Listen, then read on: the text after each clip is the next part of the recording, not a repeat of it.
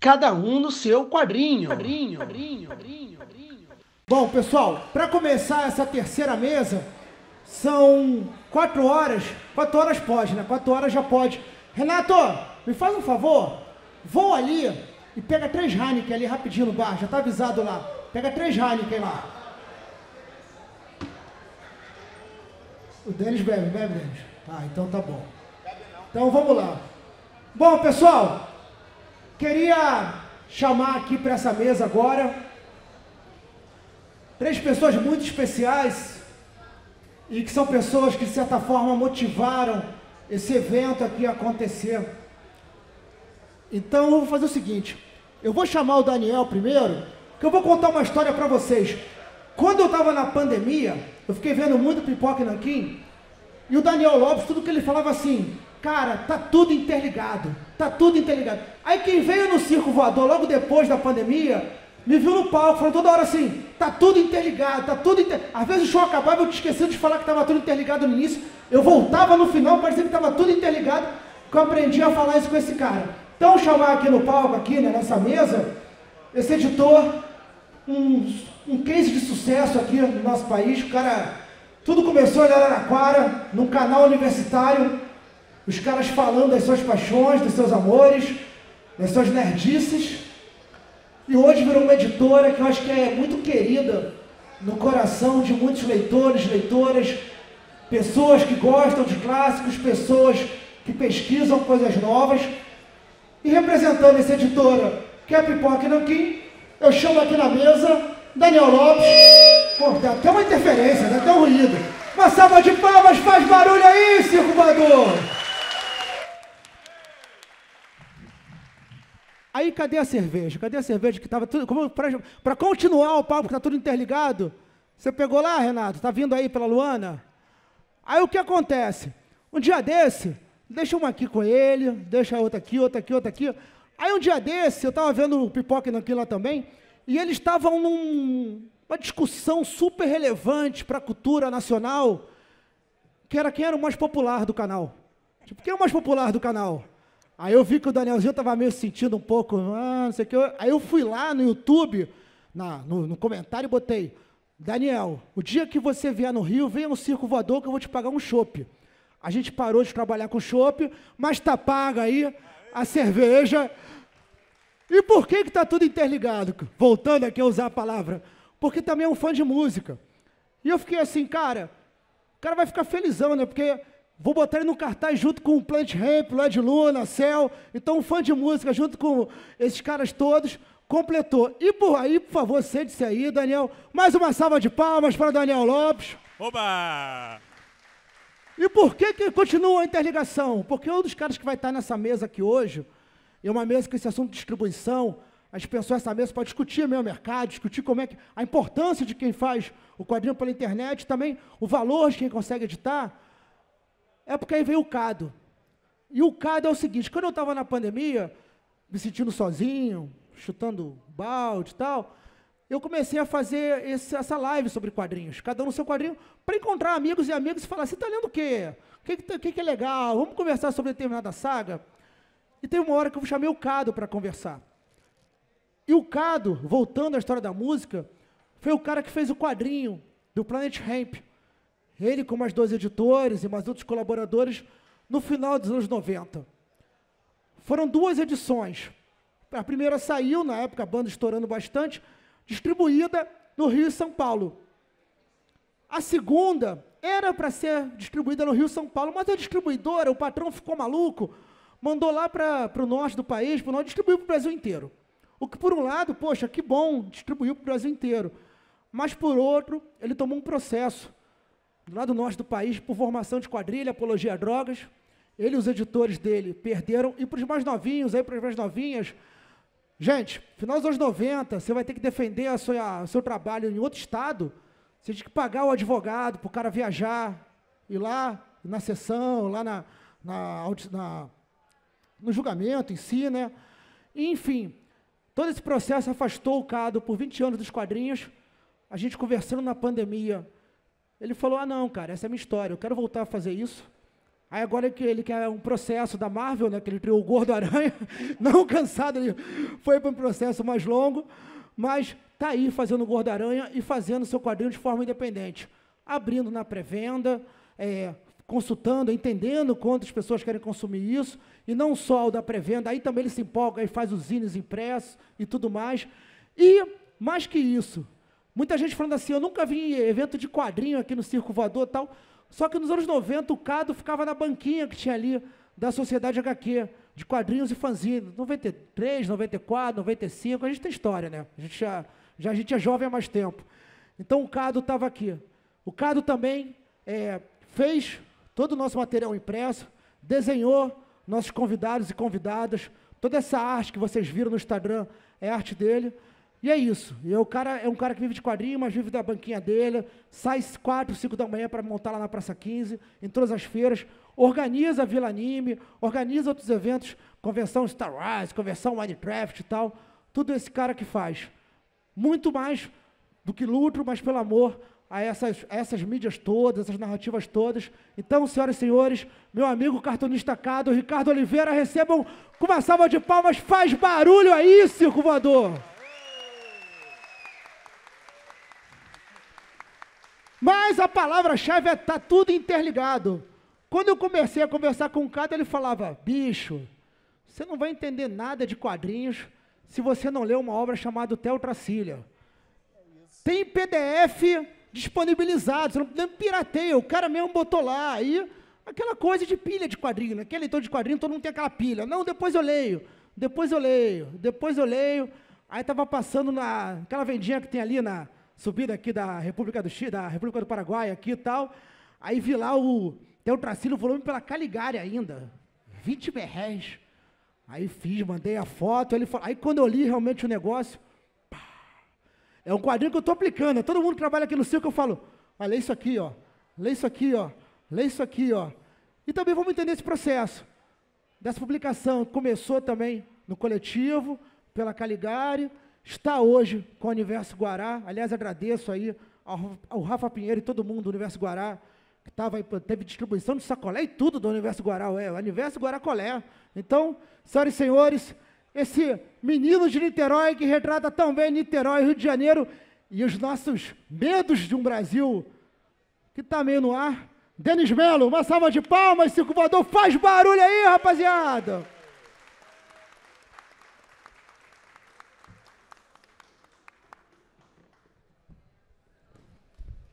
Bom, e ficarei por aqui também para conversar um pouco com eles. Então, primeiramente, queria dar uma boa tarde aí para vocês três. Quiserem dar uma saudação ao público aí? Saúde, galera. É isso. Saúde. Todo mundo, obrigado pela presença, pessoal. Valeu, galera. Opa! Tá tudo interligado. Tá tudo interligado, que loucura. Obrigado a todo mundo que está aqui, obrigado Circo Voador, obrigado Lencinho Smith. É inacreditável estar nesse palco falando de quadrinho. A importância dessa tenda aqui para a cultura brasileira é inestimável. Ontem eu vi meu primeiro show aqui, foi emocionante, foi um dos grandes momentos da minha vida. Obrigado, Lencinho, obrigado. Queria agradecer aí a atenção de todos, muito obrigado aí. Todo mundo que já me visitou lá na banquinha, muito obrigado, vocês são demais mesmo. Obrigadão, obrigado, Lencinho, pelo convite. Lencinho, um grande incentivador, muito querido. Fiquei emocionado com as suas palavras ali, meu brother. Valeu mesmo. Bom, pessoal, agradecer a presença de todo mundo. Vocês são heróis de sair nesse sol. Nossa, eu estou fritando desde 10 horas da manhã ali. Bicho! Queria fazer um agradecimento aí para o evento. Eu, conversando com a galera das outras mesas, eu sinto que está todo mundo torcendo muito para esse evento vingar. Porque, cara, o Circo Voador é um lugar incrível. A organização do evento matou a pau. A disponibilização das mesas, o evento tá muito massa. O clima está super gostoso. E o Rio de Janeiro, cara, está muito carente, assim. A gente está produzindo muito e a verdade é que tem muitos amigos daqui que eu encontro mais fora do Rio do que no Rio. E, cara, foi muito gostoso ter essa conversa com o próprio público carioca também. Muita gente falava, pô, eu tava precisando de um evento, eu não consigo conhecer os autores. Então, cara, vida longa aí para cada um do seu quadrinho. E parabenizar o Lencinho também, cara, pela formação das mesas, pelos convidados. Eu achei todas as equipes das mesas muito boas, assim, e como a gente, assim, foi pensado, cada um tem uma experiência muito específica para contribuir aqui com esse debate sobre distribuição. Então é isso. Obrigado, Lencinho. Obrigado a todo mundo. Vamos lá. Então, vamos lá. Bom, queria começar jogando a bola aqui, que eu acho para o mais antigo de todos, que é o Cado, e queria saber um pouco dessa história. Eu acho que é uma história um pouco, eu sei que mexe com você, mas se contasse um pouco desse problema que teve na distribuição. Aliás, até o pessoal saber como era fazer uma revista em quadrinhos nos anos 90, quem você procurava para distribuir, como é que foi... A gente fala muito de financiamento coletivo hoje, por causa da internet, e é uma época pré-internet. Como foi na época fazer esse quadrinho do Planet Hemp, que era o Hemp Family Comics, e fala um pouquinho de como foi gerar e dos problemas que ele teve. Falei um pouco, mas acho que você pode contar melhor do que todo mundo essa história. Bom, a Hemp Family começou com uma tirinha para o jornal de rock da época, chamado Rock Press, né? Começou como uma brincadeira e eu estava numa festa com a banquinha da Sociedade HQ, vendendo fanzines, fita cassete mesmo, de bandas independentes. Estava ali com a minha banquinha vendendo e apareceu o Benegão na festa. Aí ele veio falar comigo: caraca, eu vi a tirinha lá que você fez brincando com o Marcelo D2, tá todo mundo pegando o pé dele, zoando ele pra caramba, ficou muito maneiro. Aí eu falei assim, pô, na hora, veio assim, pô, vamos fazer um gibi. Aí ele olhou pra minha cara assim e falou assim, vou te ligar.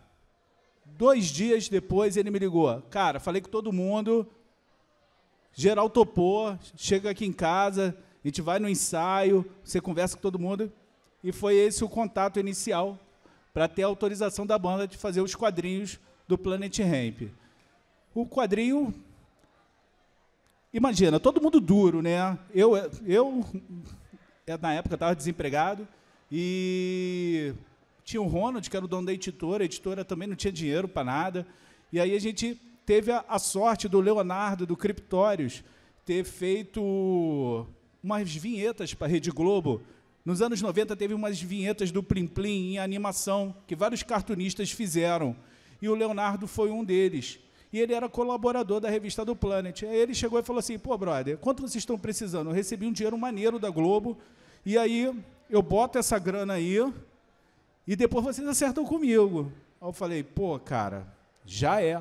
E aí foi maneiraço, porque a gente fez na melhor gráfica do Rio de Janeiro, que era a gráfica do Jornal do Brasil, que hoje é a gráfica do jornal O Dia, né? O melhor parque gráfico, com jornais, com a melhor impressão que você podia ter na época. Eu acho, até hoje, uma das melhores impressões, entendeu? Porque eu pego a revista de 1997 e o encarte Camarão, que tinha um encarte dentro da revista, chamada Camarão, bem sugestivo, né?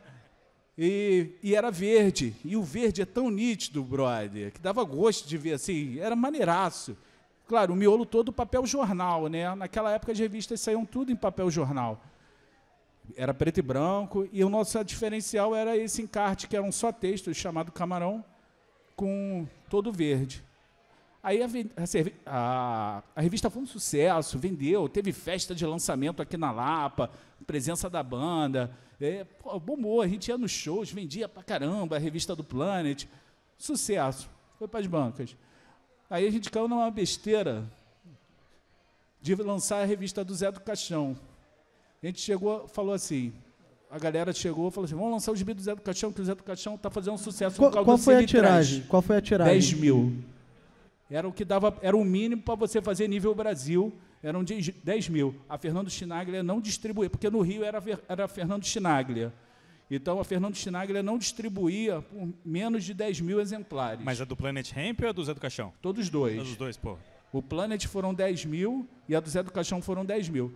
Aí, na época, já existiam as gibiterias. Eu falei assim, cara, vamos fazer só 1000 e botar só na gibiteria. A gente vai torrar o dinheiro todo num único título, cara. A gente tem aí já material para lançar o 2 da Hemp Family, cara. E a galera tá curtindo, vai investir numa parada que a gente nem sabe qual vai ser. Ainda tem que pagar pro Zé, que os caras do Planet fizeram tudo na brodagem, entendeu? E por ser amigo, né, da gente, não quiseram ganhar nada. E aí, pô, aí os caras, não, vamos fazer, vai bombar. Fez 10 mil. Sabe quantas revistas venderam? Parece até maldição. 1000.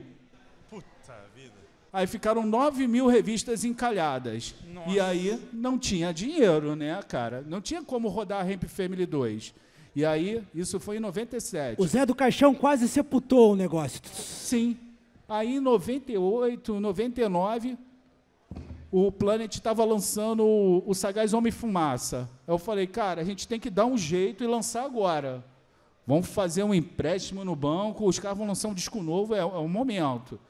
E aí a gente não conseguiu fazer na gráfica do Jornal do Brasil, porque era muito caro, e a gente optou para fazer na Tipológica, que era a gráfica da Folha Dirigida, do jornal Folha Dirigida. E aí a gente fez o miolo em jornal, né, na gráfica da Folha Dirigida, né, a Tipológica, que era aqui no centro, nem sei se ainda existe, e lá em Nova Brasília, do lado do Café Palheta, tinha uma gráficazinha assim escondida que a gente rodou as capas. Questão de preço mesmo. Então a gente rodou separado o miolo da capa, né?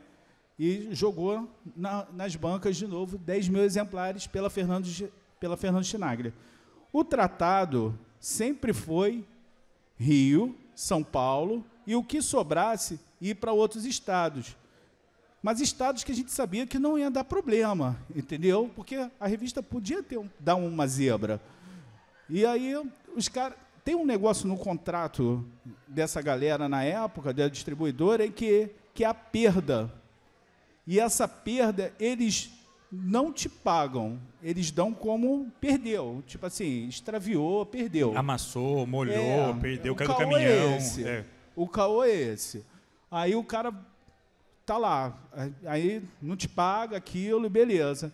Aí, de repente, em 2001, eu recebo uma intimação, né, para comparecer na delegacia, porque eu estava sendo processado por apologia e formação de quadrilha por causa de uma revista de 99.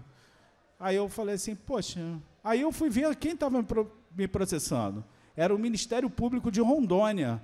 Eu falei assim, caraca, essa revista nem foi para lá. Nem era para estar lá, foi justamente as sobras da Fernando Chinaglia. Ela chegou e jogou a sobra nos lugares que a gente nunca teria contato, entendeu? Sacaneando todo mundo. Puta vida. Foi osso, cara, foi osso. Aí chegou o processo, aí foi eu, o Ronald, que era o editor da revista, né, processado, o James, que foi o designer, brother. Eles processaram até o designer, brother. Processaram o James e a própria Fernando Chinaglia, né? Nessa época eu trabalhava no estaleiro, e aí eu falei assim, cara, o Ronald até chegou, pô, vamos falar com o pessoal do Planet para ver se eles ajudam a gente, com o advogado, isso aqui, isso aqui. Eu falei, pô, brother, olha só, o Planet vai querer chamar a atenção, jogar na mídia. Cara, eu acho que isso não vai ser legal para a gente não vive disso, tá ligado? E era tudo muito careta, tá ligado? A gente vê hoje toda uma liberdade que as pessoas têm para falar, de se expressar, era uma coisa que era difícil, tá ligado? Cado, Eu tô falando muito. Não, é só quando a revista bicho. saiu, eu não tinha nem 15 anos ainda do final da ditadura militar, ainda tinha um ranço, tinha uma coisa assim no ar. Isso, tava, tipo assim, a galera não aceitava bem isso aí. Só a galera Rio, São Paulo, Minas, entendeu? Mas BH, tanto que a gente foi num evento de quadrinhos em BH para lançar a Ramp Family. Fomos também no Abril pro Rock para lançar a Ramp Family em Recife. Então, quer dizer, fomos convidados para ir nesses lugares para falar da revista. Então, quer dizer, nesses lugares a gente sabia que não ia dar problema, porque as pessoas estavam mudando a sua cabeça, as coisas estavam melhorando, né, brother? Só que em alguns lugares a gente sabia que poderia causar um problema e a gente não queria o revista nesses lugares. Aí a Fernando Chinaglia foi lá e jogou nesses lugares que sabia que a gente não ia ter um controle e aí tomando no rabo. Desculpa a expressão, mas a palavra é essa mesmo. Porque fomos processados, mas a Fernando Chinaglia também foi, entendeu? E o que é mais engraçado, quando você vê o processo, é o delegado da Polícia Federal defendendo a revista. É sério, ele defende, ele alega a liberdade de expressão. Então, quer dizer, ele não vê problema nenhum, porque a revista tinha toda uma autorização para fazer. A gente, para ter o Código de Barras, como era a primeira revista Código de Barras, a gente mandava uma boneca para o Ministério das Comunicações, entendeu? Tinha todo um processo burocrático para o gibi sair na banca. Então, pessoas viram aquilo ali, entendeu? Não foi assim, eu contratei a Fernanda Schnagler, ela jogou aleatoriamente um gibi. Tinha todo um aparato por trás. E aí o delegado achava que não tinha porquê isso, mas aí o juiz falou que não quer saber, maconha não, e bateu o martelo e fomos condenados, né, em Rondônia a pagar cestas básicas, né? Todos eram réu primário e todo mundo tinha um emprego na época também, endereço fixo. A gente foi chamado e fomos lá, atendido, tipo assim, por ser bonzinho a gente se ferrou menos. E aí isso daí desmotivou toda a equipe. A equipe era grande, na época a gente, além do gibi do Caixão, a gente fez o gibi do Tiririca. A gente estava com uma equipe grande de quadrinhos se formando naquele momento e que foi destruído com esse processo, entendeu? Que acabou ali, tudo acabou ali, brother. Pum, a nossa equipe se desfez, cada um seguiu o seu rumo. Muitos, como eu, não deram seguimento com quadrinho e abandonaram de vez. Eu fui seguir minha vida fazendo produção cultural, trabalhando de segunda a sexta no estaleiro, que na época eu trabalhava no estaleiro, e seguir minha vida. Ricardo, antes da gente passar aqui para os outros, também quando você falou de distribuição, bom, além do processo, também você vê uma coisa da época. Você tinha algum controle das vendas? Chegava para vocês relatório? Como é que era para saber? Chegava um relatório louco lá que a gente tinha que acreditar, né, cara? Não tem como a gente contar as revistas no jornaleiro. Eu achava maneiraço ver a revista na banca, mas não existe um controle real, entendeu? A gente tinha que acreditar o que o cara estava falando, entendeu? O cara falou que vendeu, sei lá, 5.000 revistas, beleza. Mas aí ele não devolve as outras 5.000 revistas, porque aí ele vai e te devolve, sei lá, 4.000, 1.000 sumiu. Ele não presta. E aí, das 4.000, umas 2.000 vem toda amassada, rasgada, entendeu? Rabiscada. É muito difícil, brother. Eu vou te falar, a distribuição em banca, para a editora, era muito ruim, entendeu? Porque não existe um zelo, um carinho pelo produto. Nenhum. Principalmente quando você não tinha dinheiro para agradar o jornaleiro, porque isso é uma máfia, tá? A gente fala aí, tem pena de não existir o jornaleiro mais, mas eles são mafiosos, brother. Porque, tipo assim, é uma galera e, tipo assim, se você desse um agradinho para ele, fizesse uma sacolinha personalizada ou qualquer coisa assim do tipo... Colete. Colete, que eles gostavam disso daí, eles botavam a revista em destaque. Se tu não desse nada... Ele escondia a revista lá no fundo da banca lá.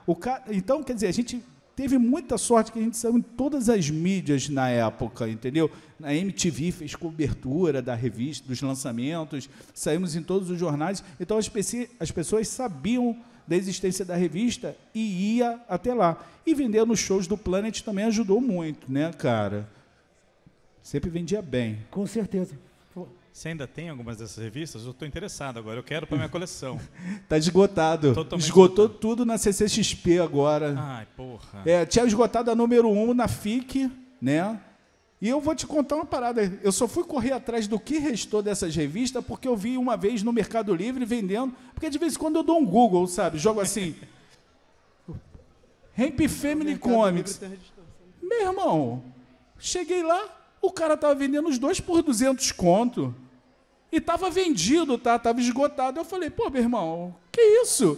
Aí eu liguei assim, Ronaldinho, tem Hemp Family aí? Tem, tá lá na garagem, não sei o quê, debaixo, não sei. Meu irmão, eu vou aí agora buscar esse bagulho. Claro que eu não vendi por R$200, vendi 20, 30, não lembro mais o valor que eu vendi. Mas, tipo assim, pô, cara, o cara chegou 200 conto, brother. 200 conto no gibi. Eu fiquei assim, caraca, eu achei maneiraço, né? Então significa que tem pessoas interessadas. E aí eu conheci uma menina que me achou e adquiriu o Gordaranha. Quando eu montei a lojinha do Gordaranha, ela me achou por causa que ela estava procurando a Hemp Family, que ela viu no meu site que eu tinha as revistas vendendo. E aí ela chegou e falou para mim, cara, eu ia comprar aquela revista de 200 conto. Eu só não comprei porque já tinha vendido. Pô, então, tipo assim, tinham mais pessoas interessadas a pagar R$200 naquilo ali. Sim. Então, quer dizer, mas é maneiro. O fã, aquela revista é sensacional, entendeu? Eu acho ela divertida até hoje. Tem umas coisas assim que você tem que ler com o pensamento da época, né? Porque é uma revista que estão falando, uma revista que saiu em 97 e uma outra que saiu em 99. Então, tem umas coisas assim que você fala assim, pô, isso hoje não é legal. Mas, pô, é um tempo atrás, né?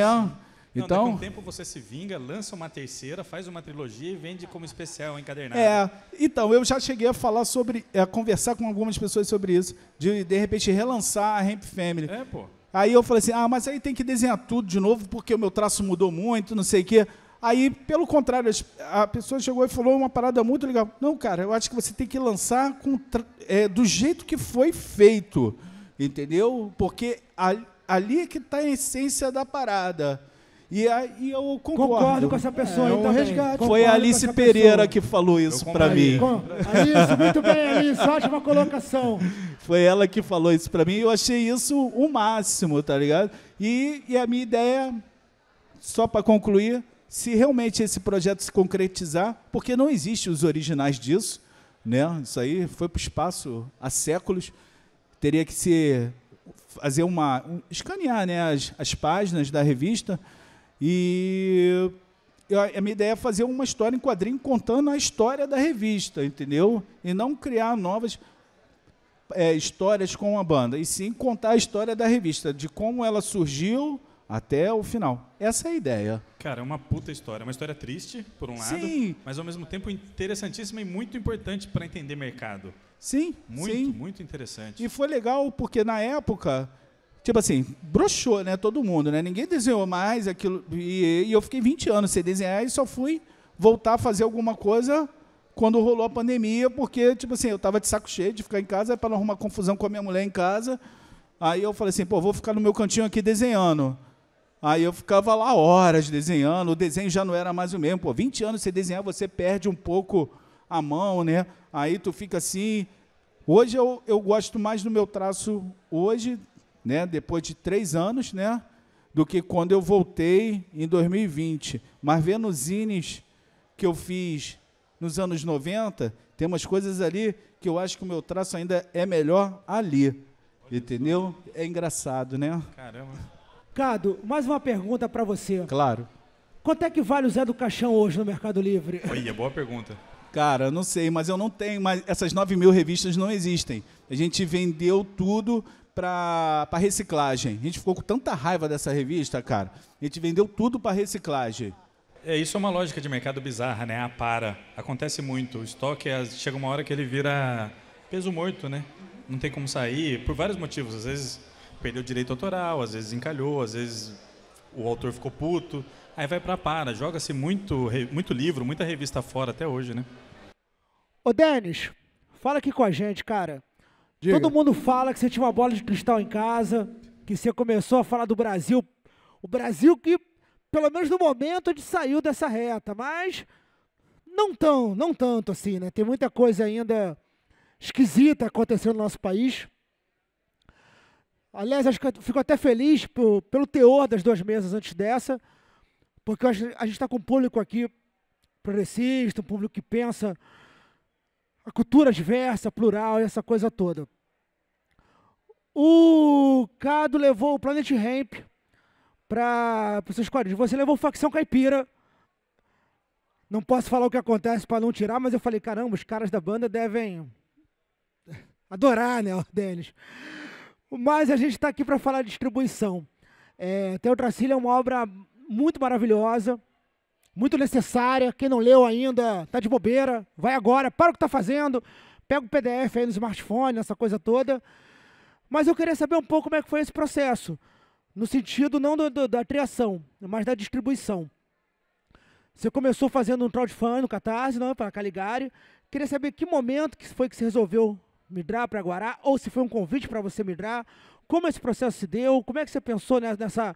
Como é que isso ajudou a sua obra a chegar para mais pessoas? Acho que o papo é sobre isso, queria saber de você isso. Tá ok. Bom, então, eu venho do cenário de quadrinho independente, né? Eu começo a participar de eventos em 2010, 2011, com a Rio Comic Con, e foi um evento extinto aqui do Rio, que foi grandíssimo na época, assim. E, cara, eu comecei imprimindo quadrinho na Xerox da faculdade, assim, eu fazia Belas Artes da FRJ na época, e aí eu fui, cara, a primeira Rio Comic Con lá, eu fui com uns quadrinhos de 50 centavos, de R$3, R$2, que era a minha produção da época, vendeu super bem no evento, e no ano seguinte, e isso eu tirando do bolso, né? No ano seguinte eu já juntei mais uma graninha, imprimi na gráfica, com a capa colorida e tal, e me inseri nessa cena, nesse circuito de eventos, né? Então, FIC, quando começou a CCXP, comecei a publicar quadrinhos na internet, era o Belladonna, era uma websérie que eu tinha com a Ana Recalde, de terror. Então, eu venho essencialmente dessa nova cena de quadrinho brasileiro que vem depois de um momento meio morto ali, do final dos anos 90, que meio que enterra muita coisa. Não, Tem ali o pouca final dos coisa que anos durou. 90 foi cruel, né, com o quadrinho nacional, porque Foi. meio que acabou tudo, ninguém fazia mais nada. E Não aí- saía mais nada, a Circo tinha praticamente acabado, né, porque já não saía mais nada da Sim, Circo. foi chiclete E não- banana para o espaço. a foi- média foi já não enterrando tudo. tinha diminuído, quando ela passou para Mitos, ela diminuiu a inclusão de artistas nacionais, né, então o negócio ficou bem ruim. Então, o que acontece? Nessa época ali, no final dos anos 2000, início dos anos 2010, começou a ter um reaquecimento muito grande e eu entrei nesse bonde. E em 2014, eu fiz meu primeiro Catarse, né, o crowdfunding, para imprimir o Belladonna, que era esse quadrinho online e tal, ganhou uns HQ Mix e tal, então teve uma moral ali na época. E, cara, depois eu fiquei um tempo, até mandar tudo do Catarse, é uma trabalheira do cão. E aí eu comecei o Teocrasília, eu tive a ideia do Teocrasília em 2016, comecei a escrever, lancei um jornal, que era um prólogo do quadrinho, que eu cheguei a publicar ele impresso na CCXP daquele ano. E aí eu fui estudar em Angoulême, na França, consegui uma bolsa lá, foi massa e desenvolvi o projeto de fato lá. E na minha cabeça sempre foi para ser um projeto, um quadrinho independente. Até pelo tema que eu abordo e como eu abordo, eu queria não ter muitas amarras, não ter ninguém botando muito a mão. Até o meu editor na França, ele me editou na parte estética, mas sobre o conteúdo ele falou, cara, você conhece muito melhor o contexto sobre o qual você está falando do que eu, então eu não vou meter a mão, pelo que eu vejo de notícia, está fazendo sentido o que você está fazendo aqui. Falei, beleza. E aí eu voltei, fiz um Catarse, foi meu segundo Catarse, consegui o financiamento para publicar o livro, e aí apareceu a Caligari, que foi uma editora que estava surgindo aqui no Rio, estava cooptando alguns artistas da cena carioca, pareceu uma boa ideia, mas no final das contas a relação não foi boa, também não vou gastar tempo aqui de mesa para ficar queimando os caras, mas no final das contas não foi uma experiência legal. E aí, mais vale a pena falar sobre a questão da distribuição. Cara, eles fizeram um péssimo trabalho, não queria, mas é difícil. Não, Porque, assim, não quero queimar os caras, mas eles fizeram um péssimo trabalho. eles não colocaram nos lugares que eles se propunham a colocar, eles não fizeram as divulgações que eles se pretendiam fazer. Não, olha só, pra gente também deixar aqui tudo claro. Eu faço evento aqui no Circo Voador. Se eu combino com o cara, ó, seu evento vai estar no metrô, vai estar na Rádio Nova Brasil, É isso. vai estar aqui no Muro, e não tá, o cara me liga assim e fala, pô, bicho, você propôs uma coisa que você não fez. A É minha isso. sorte é que eu fiquei meses pedindo contrato e nunca entregaram. Então, depois eu falei, gente, não tem contrato, beijo, abraço, né? Agora eu também não quero mais assinar o contrato. Mas eles lançaram? Cara, Lançou. o que acontece? O que eu peguei pelo Catarse, metade da tiragem eu financiei e a outra metade foi deles. Então, a gente dividiu a tiragem meio a meio. Entendi. A minha tiragem eu vendi toda em evento, porque eu costumo vender bem em evento. E a tiragem deles, eles distribuíram uma parcela muito pequena e o resto ficou encalhado. E quando a minha acabou, eles vieram, pô, você não quer nossos livros? Eu falei, cara, não quero mais nada com vocês não, foi mal, tá tranquilo, vou continuar fazendo meu caminho independente aqui. Caraca. Que nisso, eu já estava fazendo, eu fiz outro Catarse, eu estava fazendo uns spin-offs, né? Então tinha a história principal e tinha umas outras revistas que contavam histórias paralelas à trama principal ali naquele mundo. E isso tudo ainda no circuito indie, porque, sinceramente, a minha experiência com a Caligari foi uma experiência de quadrinista indie, porque eu fiz o meu rolê, eles não fizeram o deles, então, para mim, não mudou nada do que eu já fazia, sacou? No final das contas, final de 2019, na CCXP, o Gabriel Weiner, que é o diretor, fundador da Guará, ele comprou tudo que eu tinha na mesa do Teocrasília. Isso no sábado. Aí, na segunda-feira, eu acordei, e a gente tomou uma cerveja depois, é raro tomar cerveja depois do CCXP, que é a correria, mas tomamos uma cerveja, trocamos uma ideia. Ele, pô, como que tá essa relação aí com a Caligari? Eu falei, cara, não tá e tal. Ele, beleza. Aí, na segunda, acordei com mensagem dele, cara, eu tenho algumas reuniões no Festival de Cinema do Rio, posso representar o Teocrasília? Eu falei, pô, parceiro, vai lá, cara, de boa. Aí eu mandei uns TEDx 10 para ele, que eu estava em São Paulo ainda, e ele apresentou, passou em algumas peneiras, e alguns papos não foram para frente porque bateu a quarentena. E um pouco antes de começar a quarentena, ele vem falar, vale a pena esse contexto. O Rafa Pinheiro é meu melhor amigo, a gente estudou junto lá na França, e ele é o editor da Guará atualmente. E não foi ele que me chamou para Guará, foi o Gabriel, que ele ficou fissurado com o Teocrasília, e infelizmente isso acontece com muita gente que lê o Teocrasília.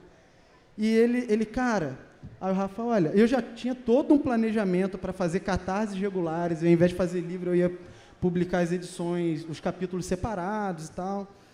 Eu já estava conversando com o Catarse, porque eu ia fazer Catarse a cada 3 meses, para cada edição, e isso não ia dar certo, eu percebo claramente hoje que eu não teria condição de sustentar isso, não. Mas eu estava com tudo organizado, parecia muito bom o plano. E o Rafa, cara, não toca isso, conversa com o Gabriel primeiro. E a gente sentou para trocar uma ideia na travessa ali em Botafogo, fomos tomar um café, e ele me convenceu.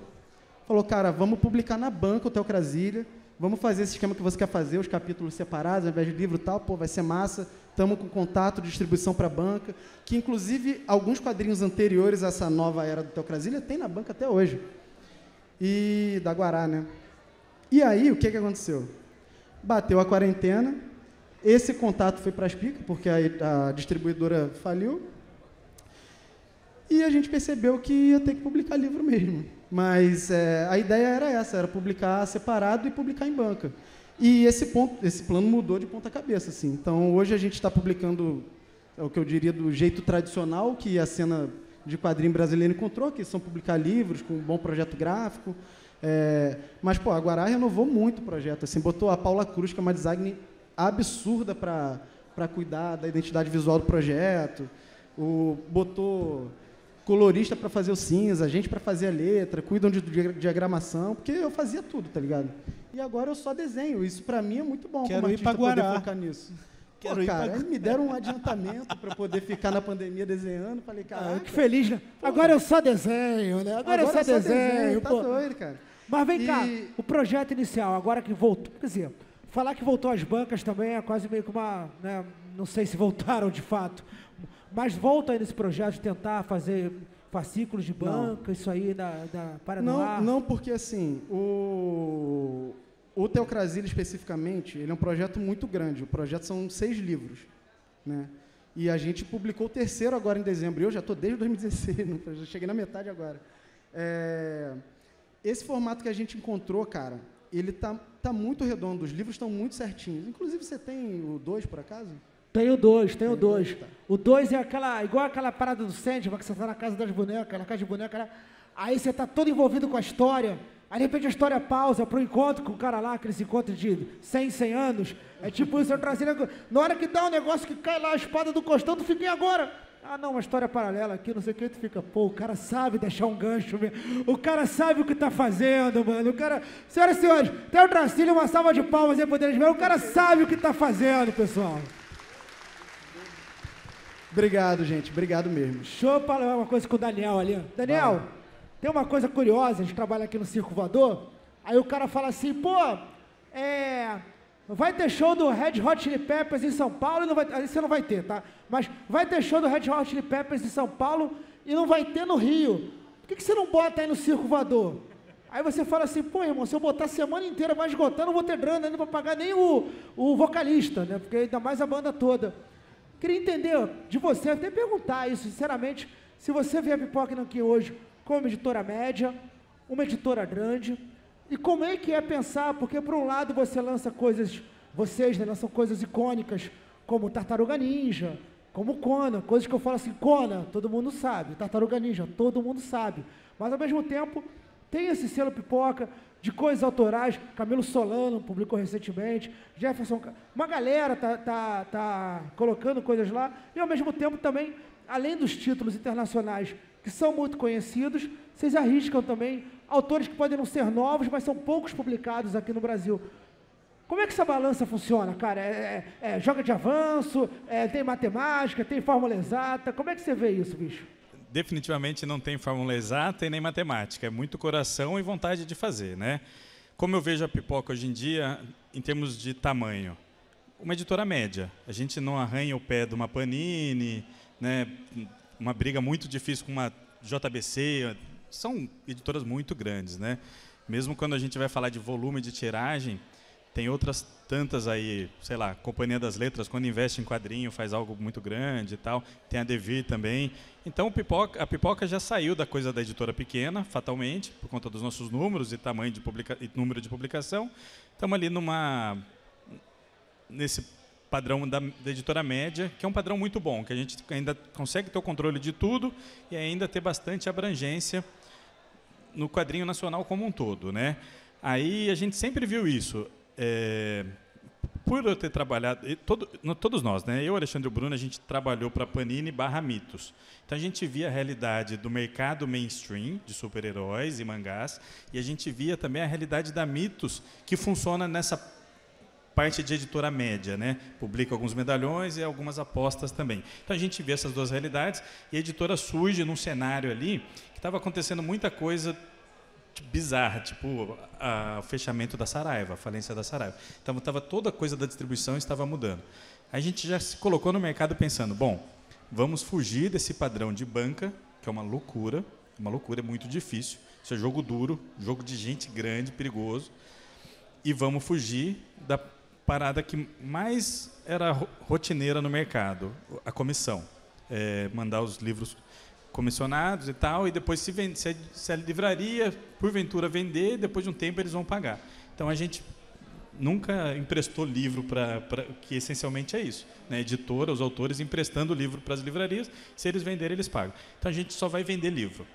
Como é que a gente vai vender livro? Como é que a gente vai chamar atenção para esses livros? Fazendo livros muito bonitos e livros que as pessoas tenham interesse. Só que a gente não queria só...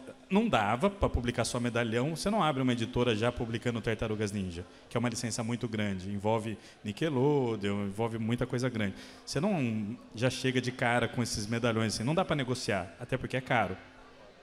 Então vamos dosar coisas que a gente gosta e pensar um planejamento editorial para, de vez em quando, tentar encaixar alguma coisa grande que vai ajudar a custear as outras apostas que a gente tem. E realmente isso funciona. Por exemplo, o Junji Ito virou um negócio fenomenal. O Junji Ito paga diversas outras apostas. Quando eu falo apostas aqui, não é no sentido pejorativo, né? Tipo, no sentido, a gente precisa jogar o holofote nisso, precisa trazer isso na qualidade do que merece. Volto a citar o caso do circo, né? Para fazer esse paralelo. Tem shows aqui que a gente sabe que vai dar um certo público maior, que vai fortalecer que a gente possa botar bandas novas tocando aqui por conta da bilheteria que a gente fez 12 dias que show lotado. Então possibilita fazer um show para metade da casa, para 1/3 da casa, esse tipo de coisa. E sabendo que o show é menor, você não vai pagar menos para a galera. Tipo, do mesmo jeito que quando a gente publica um original Pipoca e Nanquim de um artista nacional, o direito autoral, o adiantamento, a porcentagem de capa e tal, é exatamente o que a gente paga, sei lá, pro Alan Moore, sacou? A gente trata todo o autor no mesmo patamar, assim, que é justíssimo. Então, a gente trabalha dentro dessa maneira aí. Aí, realmente, às vezes, tem algumas coisas que são uma surpresa muito grande e a gente tenta dosar. A gente não quer nunca virar uma editora que só aposta no certo, só joga no jogo ganho, sabe? Eu acho isso muito chato. Isso não responde ao meu lado editor, que quer ver coisa nova, que quer publicar coisa diferente, que quer apresentar autores, que quer fortalecer cena. A gente sempre viu a necessidade de fortalecer cena dos quadrinhos nacionais. Por isso a briga de fazer um título original com esse destaque todo. Quem já pegou qualquer quadrinho da editora Pipoca e Nanquim dos nossos autores nacionais, autores e autoras nacionais, vê a qualidade, é uma qualidade espetacular. E sempre lutando para fazer o quê? Qual que é o lance, né? Depois que a gente percebeu que essa distribuição de livraria e de banca de jornal não existir, a alternativa que estava surgindo naquele momento, estou falando ali de 2017, tá, quando a editora surgiu, foi a Amazon, que conseguia fazer uma distribuição de abrangência nacional, com um custo muito reduzido de entrega, porque a gente fazia a própria gráfica imprimia os nossos livros, já entregava na Amazon. Então a gente nem gastava dinheiro com transporte. E aí da Amazon o Brasil inteiro consegue comprar e a Amazon cuidava dessa distribuição, né? Funcionou, que era uma beleza, funcionou maravilhosamente bem. Só que, claro, a gente não pode ter todos os ovos numa cesta só, né? E não dá para só fortalecer a Amazon, pelo amor de Deus, né? A gente é maduro o suficiente para saber isso, até o perigo, né? Mas era a alternativa que a gente tinha. Hoje em dia a nossa batalha é expandir essa capilaridade de distribuição no Brasil para além da Amazon. Então a gente trabalha com outras distribuidoras, só que sempre nesse esquema de vocês querem nossos livros? Tem que pagar. Está aqui, ó, boletim, 30, 60, 90 dias, a gente vai essas condições. E o mesmo desconto que a gente dá para as lojas ou distribuidoras que têm interesse é o mesmo da Amazon. Então, o mesmo desconto que a gente oferece para eles, a gente oferece para qualquer fornecedor. Eu acho que isso é o mais justo possível, sabe? E aí funcionou super legal. A gente tem, assim, um nível de inadimplência ridículo, todo mundo paga. E essa história de fazer quadrinhos muito bonitos, muito bem acabados, de autores interessantes, com o apoio dos nossos vídeos, né, que ali apresenta a coisa para o público, joga a luz ali em determinados assuntos e gera interesse por aquele quadrinho, faz a galera entrar em tudo quanto é livraria, comic shop, no Brasil inteiro e perguntar: tem pipoca e nanquim? Tem pipoca e nanquim? Tem pipoca e nanquim? Depois que 50 pessoas fazem na loja, o que a loja faz? Oi, tudo bem, Daniel? Quero comprar pipoca e nanquim. Beleza, nossas condições são essas. Sacou? Então, funcionou muito bem. Tem funcionado muito bem, infelizmente. Maravilha, maravilha. Cado, como é que você tem se virado com o Gordo-Aranha? Como é que tem sido essa retomada, né, depois de um hiato aí de 20 anos? Como é que você produz? Como é que você distribui? Como é que é feita essa coisa? E digo mais, você é um dos caras que eu vejo que nos últimos anos, quer dizer, nos últimos 2 anos, depois da retomada da pandemia para cá, tá em tudo que é feira, tá em tudo que é participando de vários stands e tal. Queria que você falasse como tem sido essa retomada e a importância de, não é para puxar a sardinha para que não, mas para a gente realmente falar da importância de ter encontros como esse acontecendo. Até assim, não digo não só no Rio de Janeiro, mas em outros lugares que você participa. Bom, vamos lá. Quando eu voltei a desenhar, né, em 2020, a galera começou a pilhar logo. Cara, você tem que imprimir isso aí, eu quero ter essa parada. Eu falei, caraca, eu não tenho dinheiro para rodar isso. Aí eu falei assim, pô, todo mundo faz uma pré-venda, vou arriscar aqui também. Mas antes eu fui lá e vi umas gráficas. Eu lembro da primeira gráfica que eu vi, o cara falou assim, cara, o mínimo é 50 exemplares. Eu falei, opa, é aqui mesmo. Então eu comecei a falar, galera, eu preciso de pelo menos 50 pessoas para isso sair impresso, tá ligado? Vocês querem o gibi? Quero. Então vamos lá. Aí eu fiz uma pré-venda direta, entendeu? Então a galera depositava para mim a grana, aí eu tinha a grana para rodar não só o gibi do cara, mas sempre mais um. Entendeu? Então, em vez de fazer 50, eu fazia 100. E aí, eu jogava, aí mandava para todo mundo. Isso foi maneiro. Os 3 primeiros números foram assim. Já o quarto, eu fiz um trabalho... Não, foi o quarto não. O quarto eu estava desesperado, porque eu ia para a FIC e não tinha nada, brother. Aí eu falei assim... Caraca, eu vou pra FIC e só tenho Ramp Family, não tem Gordo-Aranha, não tenho Gordo-Aranha 1, 2 e 3, eu tenho que fazer alguma coisa, não sei o que, sei que lá. Eu falei assim, caraca, porque eu só fazia pra mandar pra galera, né? Aí sempre que rolava um pouquinho mais, vendia rápido, porque eu fazia um lançamento, seja no Bafo da Prainha, nos bares aqui do Rio, sempre vendia rápido. Ou nos eventos, sempre vendia rápido. Então não tinha nada. Aí eu falei, caraca, o que eu vou fazer, cara? Vou para FIC sem nada. E eu não tinha nenhum material assim pensado para o número 4. Eu tinha um monte de tiras, muitas paradas assim. Eu falei assim, pô, vai ser isso. Vou reunir tudo que eu já desenhei aqui, vou fazer um gibizão. Mas eu falei, e a grana? Eu falei assim, pô, vou fazer um fanzine. Aí eu fiz um zine, cara, para arrecadar dinheiro, que era o Caduzine, que teve dois números. E aí a galera começou a consumir esse zine, e foi legal, porque como eu comecei a trabalhar na Feira de Antiguidades da Praça 15, o pessoal também começou a comprar lá. O Lencinho fazia também aqui no Motosservo uma discotecagem, uma vez por mês, e também eu vendia bem lá.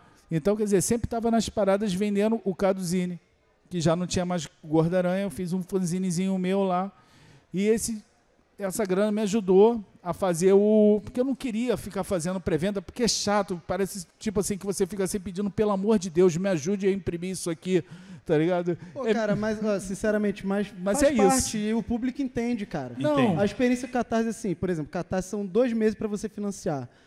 Pô, são 2 meses que você vai ter a carteirinha de autorização para ser chato. A galera vai ter paciência porque sabe mas que ia esse ser período muito você está chato. financiando o seu trabalho, depois você não vai mais encher o saco dele, você vai vendendo os eventos. Ó, mas te falar, na Pipoca e Nanquim já são mais de 130 livros lançados, pré-venda o tempo inteiro. Pré-venda é um negócio fundamental para o nosso sistema, porque sim. pô, só de saber mais ou menos quando você vai imprimir, isso é fenomenal, Sim. né? Mas tem que ter etiqueta. Você, como independente, você não vai ficar mandando mensagem direta para os outros, Claro, como claro. enchendo caixa de mensagem.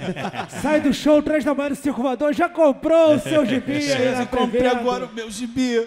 Não, mas aí olha só, Tem que aproveitar tomar cuidado, que tem gente que não gosta, não. Aproveitar o Denis estar aqui com Peladona, e a sua retomada também de quadrinho, Cado, passou muito pelas redes sociais. Sim. Então, assim, como eu falei que o papo que era do digital ao impresso, por que esse papo, galera? É pra galera que quer se enveredar pra esse caminho. A gente botou aqui como é que funciona essa balança aí do Daniel lá com a Pipoca Nanquim. Trouxemos um pouco a história aqui do Cado lá de trás dos anos 90, a história que o Denis está vivendo hoje com o Theo Tracilha.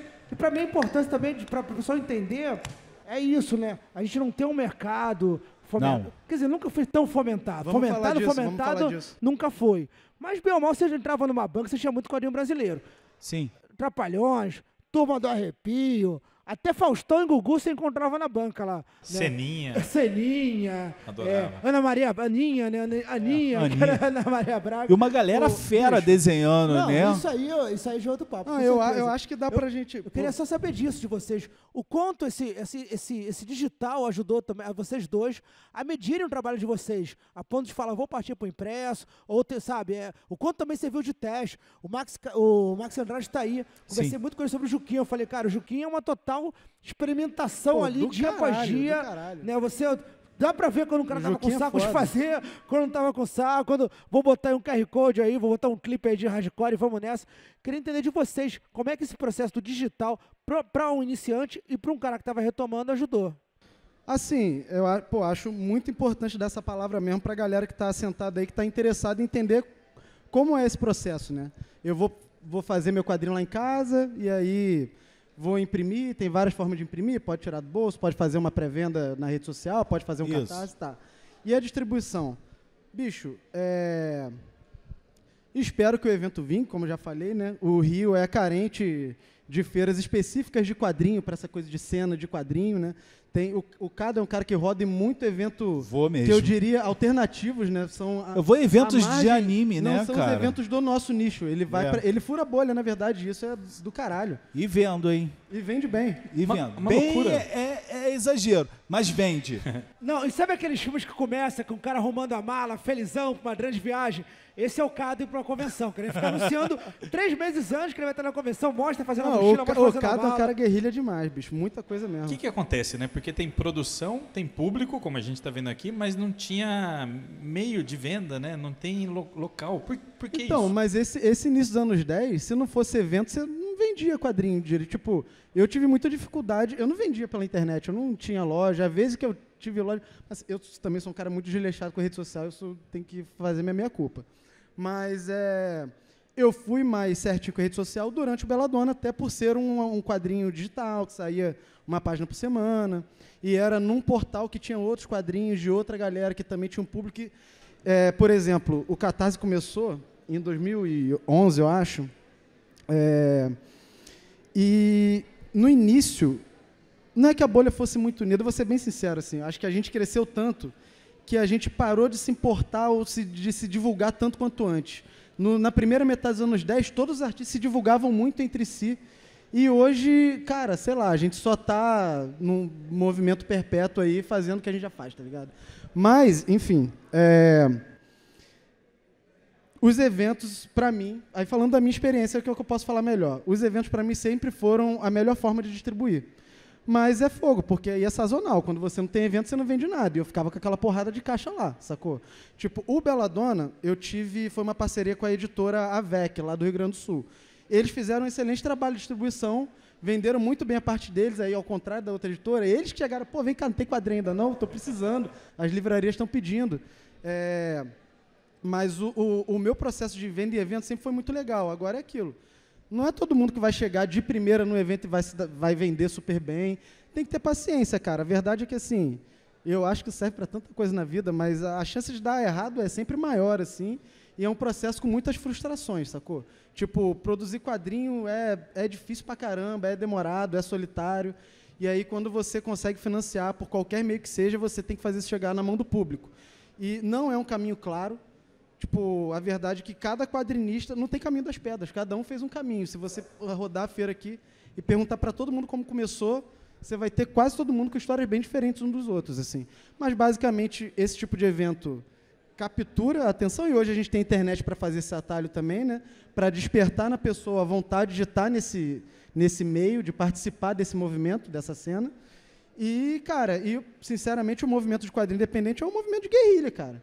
Você fazer, se virar para imprimir, se virar para estar em evento, vai ter hora que vai ser prejuízo, vai ter evento que vai ser flopado, que não vai vender bem, vai ter evento que todo mundo vai vender e você vai vender mal, vai ter evento que você vai vender bem, é difícil. É punk rock, é punk rock. É punk rock total. Com o tempo você consegue começar a identificar o perfil do evento e se ele vai fazer mais sentido para você ou não, mas isso demora, cara, e você só vai aprender se arrebentando mesmo, saca? Mas a coisa do digital é bem importante também, é que você falou que pro seu lance não...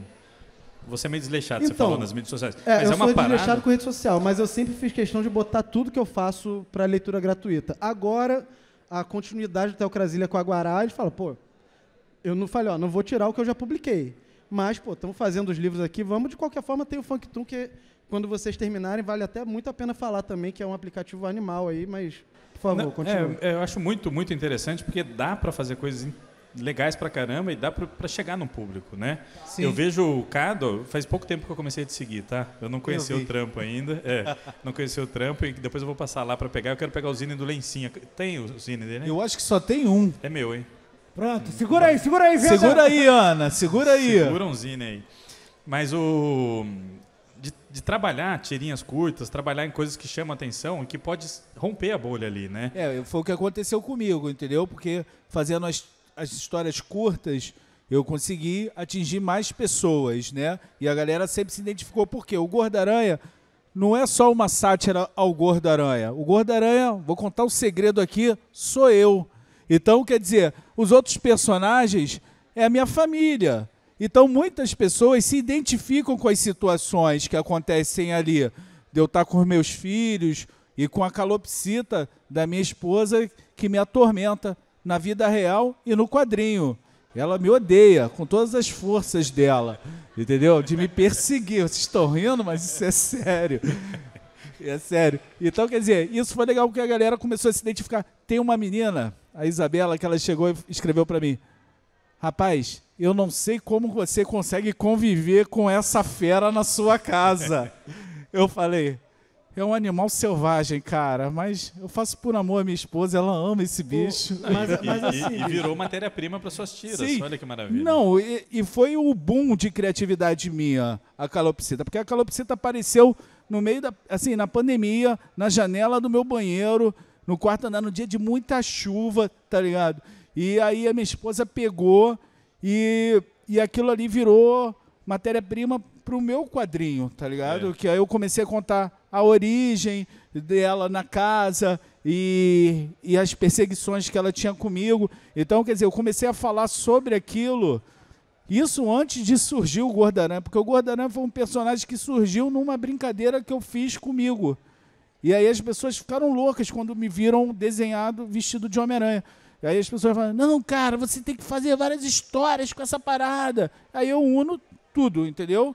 Eu chego, faço a brincadeira do Gordo-Aranha e a minha família, né? Então, mas aí, ó, não depende necessariamente da pessoa te seguir ou conhecer você e sua família para curtir. Não. É um negócio que pode romper.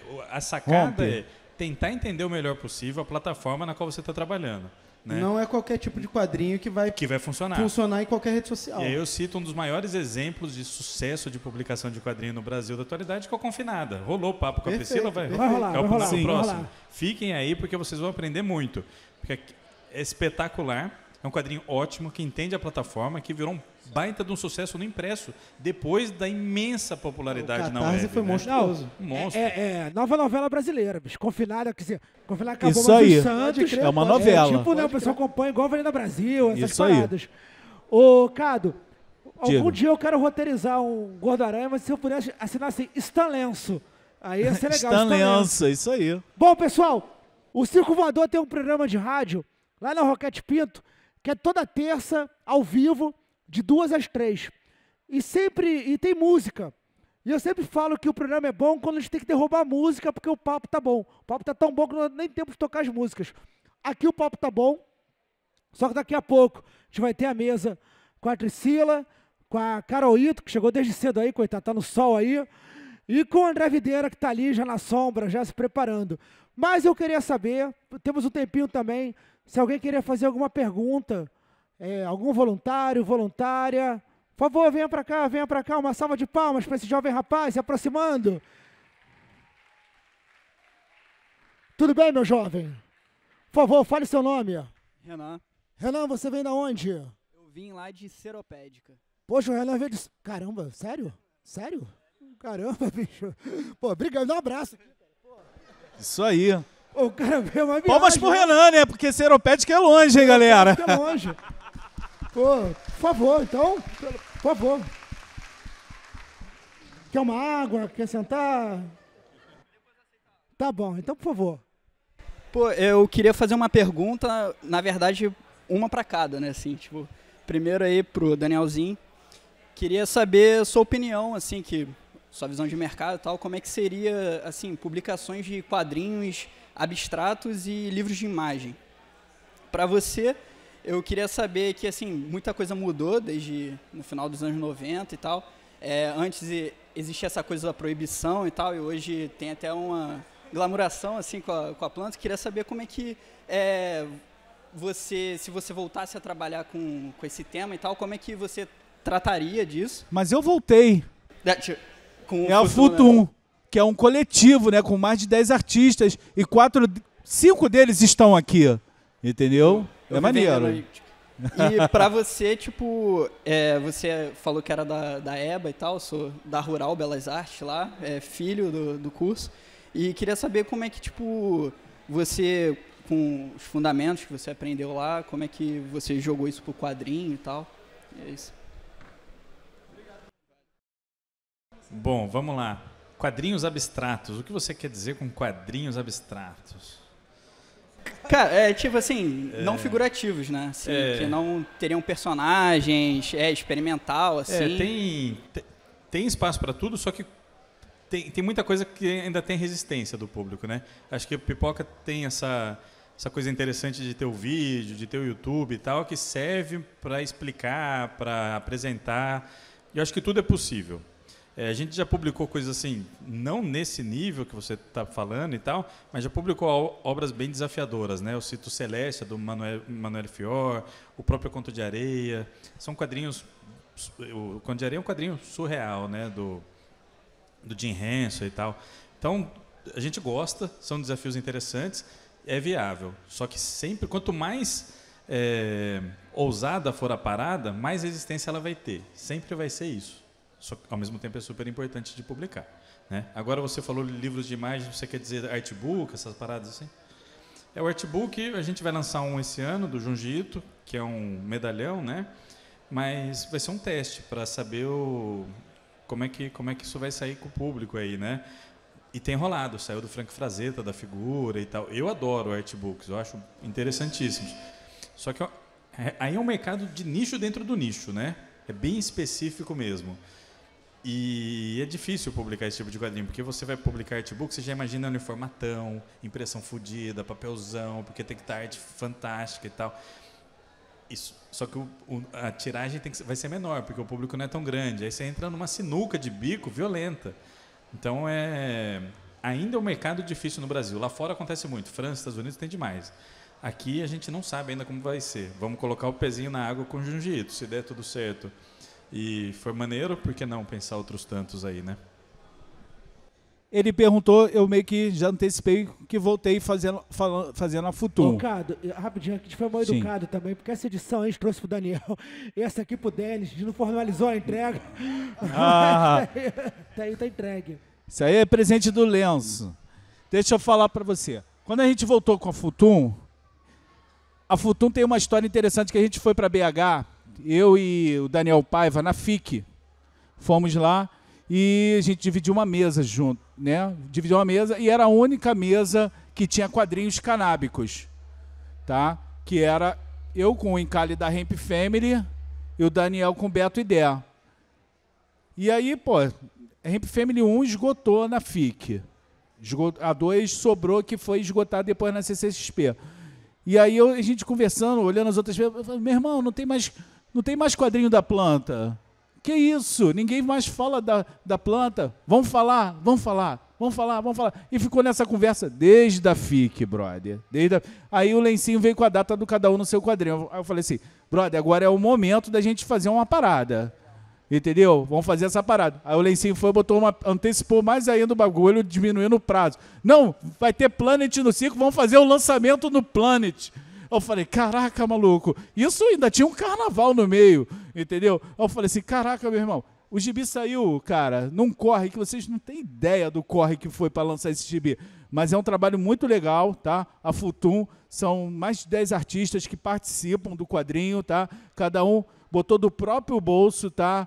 A grana aqui para poder dar tempo. Não teve uma pré-venda de uma semana que ajudou bastante, mas, tipo, para ela estar no show do Planet, cada artista chegou e botou uma grana ali para poder sair essa parada. Então, quer dizer, é um gibi bem bacana que mostra bastante, apesar de não ter só cariocas, porque tem a Annalise que não é do Rio, e o Donida, que é de São Paulo, é basicamente artistas canábicos do Rio, né? Não, e deixa eu falar uma coisa que complementa também, que eu acho importante, tá, até como resposta.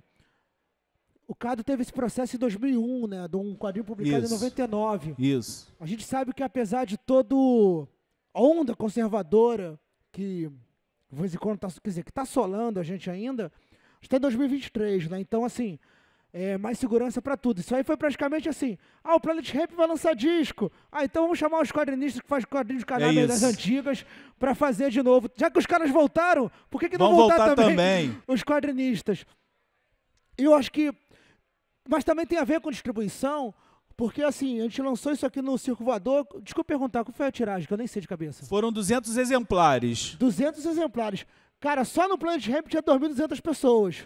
E ainda assim a gente ainda tem exemplar para vender. Então, assim, tem. Não é porque o assunto, o gibi trata um assunto daquele evento que está bombado, que necessariamente vai ser um evento naquele sucesso, né, vai ser um sucesso naquele evento por vários fatores. O cara às vezes não quer carregar, ou vê com dinheiro só para condução, e para entrada e para beber uma cerveja. Enfim, por vários motivos. Então, assim, acabou que a gente calhou falando de distribuição até nesse final, né? Isso. O gibi, no momento, ele está sendo vendido pela internet, né? Através direto, né? Pelo Instagram direto, fala comigo que eu envio, ou então nos eventos de mão em mão mesmo, igual era lá em 1990, tipo assim, indo nos lugares e vendendo. Pô, eu recentemente abri uma lojinha de quadrinhos e roupas e acessórios geeks lá na Áudio Rebel em Botafogo. Então, tipo assim, a Futum chegou lá e já é o sucesso de venda da parada, entendeu? Então, quer dizer, é um dos gibis que mais vendem ali.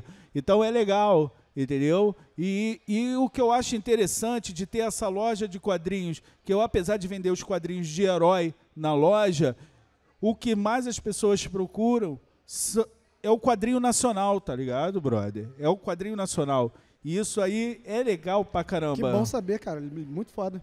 É muito legal. Então, quer dizer, eu tô num corre danado, brother. E pra quem não conhece, Áudio Rebel é um estúdio em Botafogo. É um estúdio que promove shows.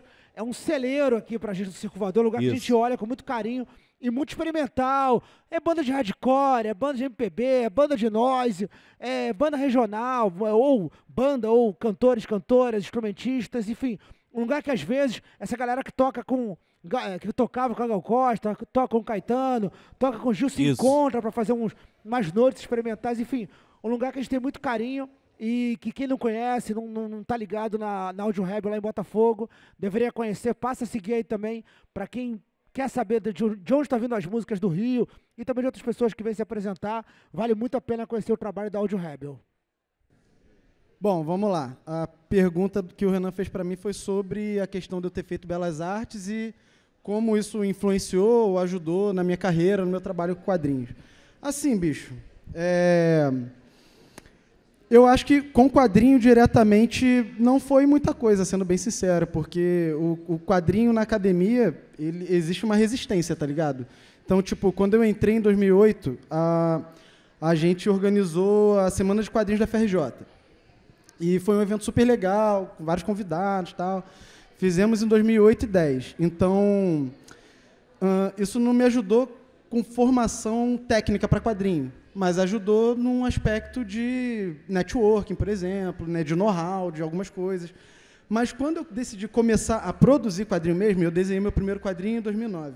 Falei, cara, em 2010 eu ajudei a organizar mais um evento, falei, pô, ou eu organizo o evento ou eu faço quadrinho, tá ligado? Não dá para fazer os dois. E fazer uma faculdade que é em tempo integral, e eu morava longe, então, tipo, eram 4 horas só de transporte, chegava na faculdade de manhã, saía de tarde, ao final de tarde, e ainda tinha que fazer muita coisa, eu queria fazer quadrinho. Então, assim, tecnicamente, teve algumas disciplinas que me ajudaram a melhorar o desenho, a melhorar a minha prática, mas o quadrinho, ele é uma arte em si só, tá ligado?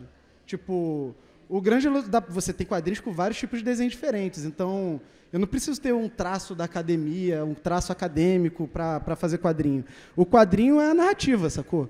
E a narrativa eu não aprendia na faculdade. Então, assim, eu estava fazendo 2 faculdades, porque em casa eu estudava quadrinho pra caralho, eu praticava muito para me desenvolver. Mas, em algum momento eu pensei em sair da faculdade, porque eu queria fazer quadrinho. E eu fazia o curso de licenciatura em desenho técnico, tá ligado? Então, assim, quando começaram as matérias de desenho técnico, eu falei, pô, bicho, isso aí, eu não vou usar isso nunca, tá ligado? Eu vou, cara, eu vou ficar em casa, eu vou ficar treinando, sacou? Praticando quadrinho.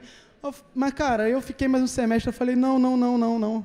A faculdade é maneira pra caralho, porque eu tava conhecendo um monte de gente legal, eu tava produzindo quadrinho já, e eu botava meus quadrinhos para vender na banca que tinha ali na entrada da reitoria, e eu fazia lançamento lá nos trailers e tomava uma cerveja com a galera e vendia meus quadrinhos para os amigos. E, cara, eram pessoas que estariam no circuito artístico depois. Eu participei de exposições coletivas com a galera de pintura e tal. Então, a faculdade me trouxe experiências que não eram sobre técnica de produção de quadrinho, mas eu acho que me tornaram uma pessoa e um artista mais completo, tá ligado? Então, foi muito mais a faculdade em si, foi muito mais o social, talvez. Sim, também não vou ser hipócrita. O meu curso era de licenciatura, que eu não pretendia dar aula, mas hoje a minha principal fonte de renda é com a aula de quadrinho, de desenho para quadrinho, no curso que eu tenho com o Rafa, tal, do aula online. Eu cheguei a lecionar no município, lá em Niterói, em artes, então eu não pretendia, mas acabou sendo algo importantíssimo para mim, sacou? E dou aula até hoje, então... com quadrinho, especificamente para produção de quadrinho, não foi tanto. Mas fazer quadrinho não é só desenhar quadrinho, tá ligado? Fazer quadrinho, estar numa cena, estar numa barraca, você ter um desenrolo, você ter um network, você saber chegar nas pessoas. Cara, o social é muito importante, sacou? Então, valeu muito a pena fazer a Escola de Belas Artes. Por mais que em algum momento...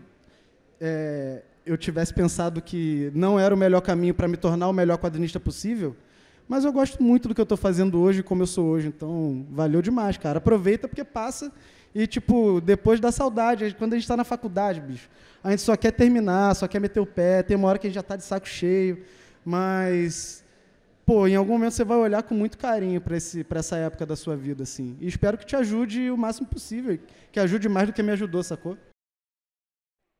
Tá, você só falar uma coisa. E saber chegar nas pessoas não é bom só para quadrinhos, tá? Fica só esse adendo.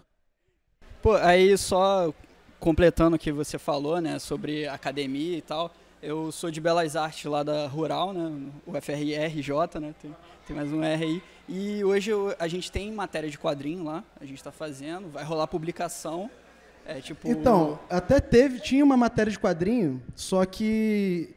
eu senti que eu já estava muito adiantado, eu já estava publicando, já estava no outro rolê, e tinha os parceiros que estavam fazendo, aí, ali. E eu olhava e falava, cara, eu já estudei isso, tá ligado? Então eu preferi nem fazer a matéria de quadrinhos, sendo bem sincero. Aí vai rolar publicação no final do ano, vou te mandar lá, vai ter catarse, manda, parada toda.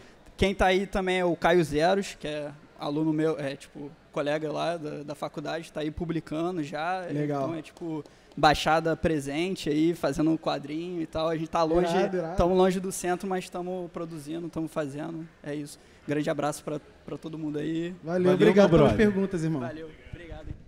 Cara, e que o circo possa ser um espaço para as produções de vocês também. Por favor, comunique-se com a gente. Mais alguma pergunta? Por favor, senhorita, venha cá. Tudo bem? Como é seu nome? Nívia. Oi. Nívia. Você é da onde, Nívia? É uma pergunta difícil. Eu sou original de Curitiba, mas moro a 2 quadras daqui.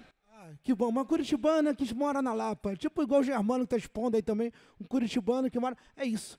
Que bom que você está aqui. Por favor, sua pergunta. A minha pergunta é muito simples. Eu sempre vejo muita gente que já lança uma história completa. Faz diferença entre eu estou começando e fazer uma história curtinha de, sei lá, 1 página, ou uma história que realmente vou ter 10 páginas? Faz diferença? Porque a impressão que me dá é que para você conseguir distribuir, eles só vão fazer uma história grande. Deu para entender?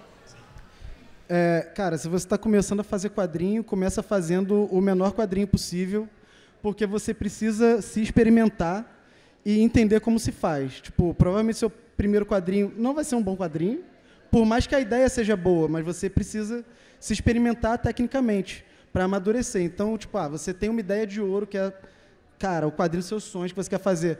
Guarda ele um pouco, faz uma outra coisa que seja menor. Começar com um projeto megalomaníaco não vai ser bom, porque você vai investir muito tempo fazendo algo que vai ficar datado demais. O seu trabalho provavelmente vai mudar ao longo do processo, porque no início a gente evolui muito rápido. Então, comece com os menores quadrinhos, principalmente quadrinho de 4 páginas, 8 páginas, vai entendendo. Se for para publicar, depois... Cara, pensa em histórias de, sei lá, 24, faz um zine, antes de partir para fazer livro, fazer saga. Não, iniciantes, não façam sagas, não façam séries, segura um pouco. Faz o trabalho mais comedido possível para entender como o processo todo funciona antes. O que eu vejo muito no mercado é quadrinhos muito grandes de quadrinistas imaturos. Tem muito, assim. Você fala, por que o cara fez um quadrinho de 200 páginas se ele não sabe fazer quadrinho? O que é isso? Acontece muito. Porque tem essa ideia de que as editoras só vão publicar obras acima de 100 páginas, 120 páginas. E geralmente as grandes editoras. Inclusive, no Pipoca, a gente não tem um selo de publicação eu sei, Daniel, 24 páginas e tal. A gente até precisa pensar numa revista, planos para o futuro, né? Mas a gente prefere graphic novel, né, no caso. Só que se você agora, qualquer quadrinista está começando, como o Denis falou, já vou fazer uma HQ de 120 páginas, a editora vai olhar e vai falar, não é bom o suficiente. Você só vai aprender fazendo. E fazendo na internet, fazendo em zine, fazendo do jeito que dá, para desenvolver linguagem. O que mais tem é isso. Todo dia chega no meu e-mail, queria muito publicar, fiz um quadrinho de 400 páginas, é a primeira vez que eu estou... Meu primeiro quadrinho tem 400 páginas. A chance disso ser bom é praticamente nula. Não tem casos assim. Não tem. Primeiro se entenda como quadrinista, entenda o seu estilo e aí começa a desenvolver. Eu acho isso também. Quando eu tive a retomada, né, de fazer meus quadrinhos na pandemia, eu optei por tiras. Até porque eu sabia que o meu traço ia mudar rápido, porque eu estava, como eu falei antes, eu estava com a mão enferrujada e eu já não publicava há muito tempo, 20 anos sem desenhar. Então eu optei por tiras. E vou falar, eu acho que é o melhor formato para mim, como autor. Eu gosto. Não que eu não tenha histórias longas do Gordo-Aranha. Tem. Mas eu gosto de fazer as tiras, elas são rápidas, você consegue resolver rápido e todo mundo curte, viraliza rápido na internet, o pessoal se amarra, então eu acho legal. Mas é o estilo de cada um, né? Eu trabalho mais com humor, então, quer dizer, eu gosto mais desse formatinho, eu gosto de fazer o formatinho, 16 páginas, porque eu sempre tenho uma novidade para os meus leitores, então, quer dizer, estou sempre vendendo, entendeu? Então, quer dizer, toda hora eu tenho um lançamento. O Johanderson gosta de brincar comigo, falou que eu sou uma máquina. Não é. Eu já fiz tantas tiras, aí eu faço um compilado aqui no gibi, entendeu? E boto para rodar, entendeu? Boto na pista. E a galera tá sempre tendo um lançamento meu. Então, é minha opção mesmo. E eu acho que todo mundo que está começando deveria seguir essa parada. Histórias curtas, juntou o suficiente para um gibi. Faz você mesmo seu zine, seja xerocado, impresso na impressora da sua casa, entendeu?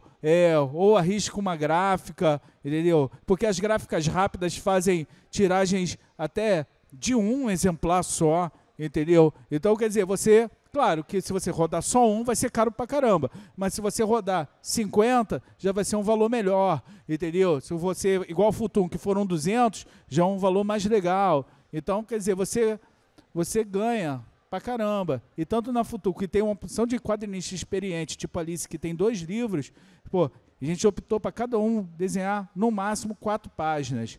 Histórias curtas, entendeu? Para todo mundo poder aparecer dentro da revista. Nada.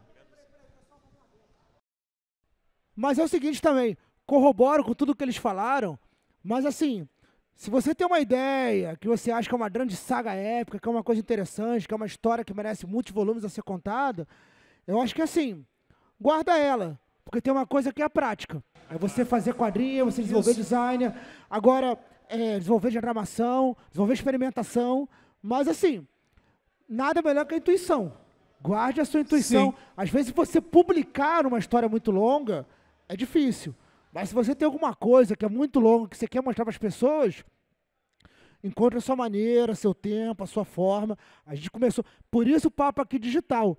A gente falou da Confinada, que foi uma série longa durante a pandemia, que hoje está aí lançada, né? A gente falou aí do Juquinha, né? Do Max, que foi uma série de internet longa, que hoje está aí publicada. Tem o Daniel também aí, o Terceiro Mundo, que está aí também, Daniel OG, que foi uma série de 300 capítulos do Instagram, que hoje está aí publicada. Então, assim, se permita estudar, se permita experimentar, se permita se desafiar. Brinque.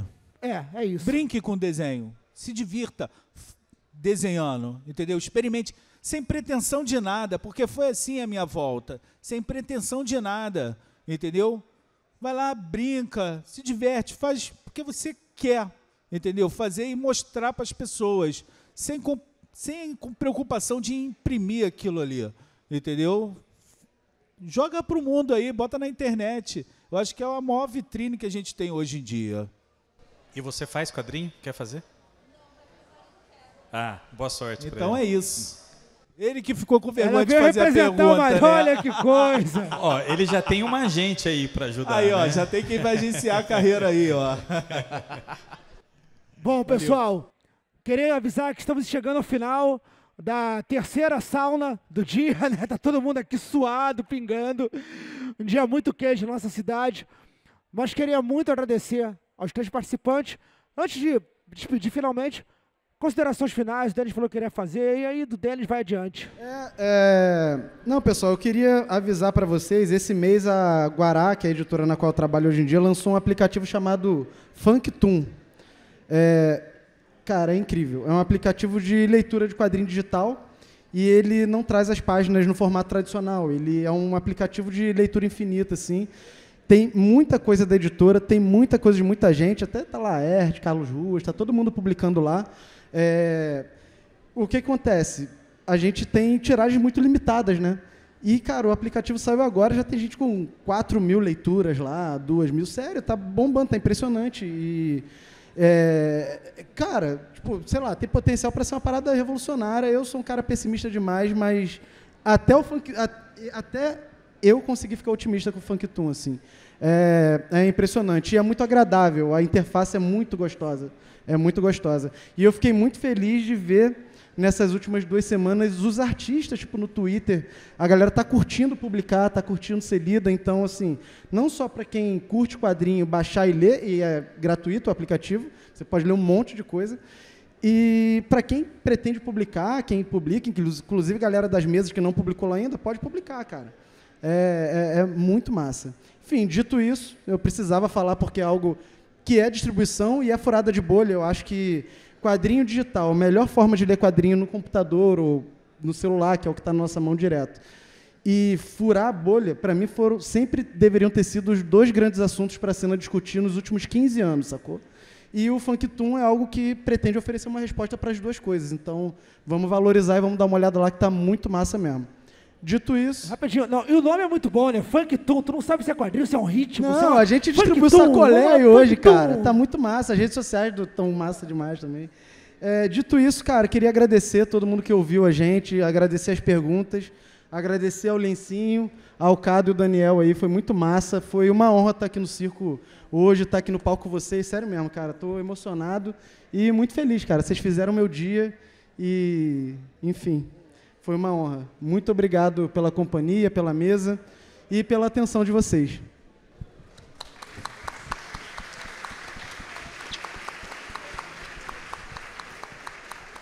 Então vamos lá. Deixa eu falar um pouquinho aqui, deixa eu fazer um pouquinho do meu jabá, tá? Antes de tudo. O Gorda-Aranha 6 está ali disponível na minha banquinha, são os últimos exemplares, tá?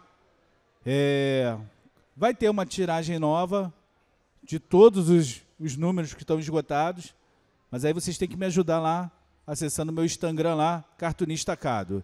Futum é o lançamento mais recente, tem quadrinhos meus, tem um quadrinho inédito da Hemp Family aqui, do gibi que nunca saiu, eu botei aqui escondidinho, entendeu? Com meu traço lá de 1999, entendeu? Tá aqui, eu não redesenhei, entendeu? Eu optei, segui o conselho da Alice e coloquei aqui do jeito que foi, concebido na época. Convidar todos a me visitar, tanto na Feira de Antiguidades da Praça 15, que eu estou lá todo sábado, tá? Com a minha banquinha de quadrinhos, vendendo os quadrinhos dos meus amigos, de toda a galera. Então, lá na minha banquinha você vai encontrar não só os meus, vai encontrar os quadrinhos da Alice, do Johannesson. Agora eu conversei ali com o Rafa, vai ter também da Guará, entendeu? Então, quer dizer, só chegar, que vai estar lá. E também na minha lojinha, na Áudio Rebel, que tem quase um mês lá. E, pô, só chegar lá em Botafogo. A gente vai fazer em breve uma exposição do Alberto Monteiro, que eu senti muita falta dele aqui, quadrinista dos anos 90, um artista plástico incrível. Eu sou muito fã do trabalho, a gente vai fazer uma exposição dele lá na Áudio Rebel, vai ser muito irado, todos já estão convidados. E é isso. Leiam Futum, leiam Gorda-Aranha, me sigam nas redes. Muito obrigado, Lencinho. Entendeu? Cada um no seu quadrinho. O evento, não só o podcast, é uma iniciativa muito importante para o Rio de Janeiro. O Rio de Janeiro estava precisando ter o seu evento de quadrinhos, entendeu? E agradecer a todo mundo que veio, que está chegando junto aí. Valeu mesmo. Obrigado aí, meus companheiros de mesa. O Denis já conheço há 1000 anos. Daniel tive a chance de conhecer agora, entendeu? Valeu mesmo. Obrigado a todos.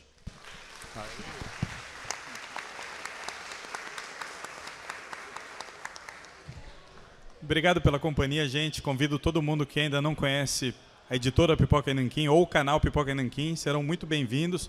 A gente fala essencialmente de quadrinhos, que é essa arte que a gente tanto ama. Quadrinhos é muito maneiro, façam quadrinhos, faça do jeito que for, mas façam quadrinhos. Fiz trocentos amigos, nunca uma mídia me deu tanta alegria quanto os quadrinhos me dão, e a gente está aqui por isso. Obrigado, que cada um no seu quadrinho venha para ficar, que seja a primeira de muitas edições. Lencinho, obrigado, um beijo. Nath, que fez os corres aí também pra gente. Muito obrigado pela força. Circo Voador, muito obrigado. Foi uma satisfação gigantesca estar aqui com vocês hoje.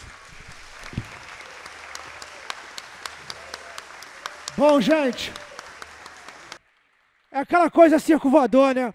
Vou pedir mais uma salva de palmas para Denis Melo, para Ricardo Oliveira, para Daniel Lopes. Faz barulho aí, Circo Voador! E olha que aplauso especial que eu peço agora para essa dupla de intérpretes maravilhosos de Libras aí, da Rangel Produções, trabalhando com a gente o dia inteiro. Pô, que maravilha! Obrigado, Rangel Produções. Ah, cheguei tarde, fui comer uma pizza, puxa, fui no banheiro e tropecei.